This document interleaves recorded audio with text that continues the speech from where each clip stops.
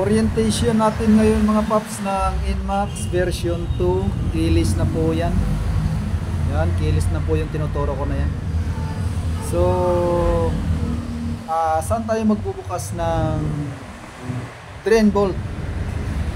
Yan, tuturo ko po sa inyo para mag DIY na kayo. So, dito sa kanyang CVT sa gilid, nandyan yung engine number, ano.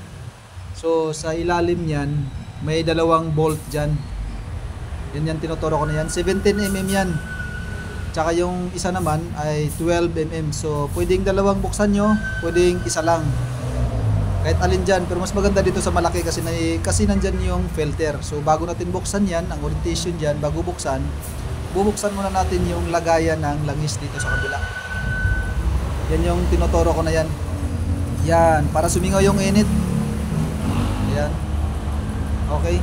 So after nyan, pagpalit naman ng gear oil, so bubuksan natin to. 12mm naman yan dito sa ilalim. Tapos ito yung lagayan sa taas. Yan yun ng gear oil. So yan yung orientation natin mga paps. Salamat po.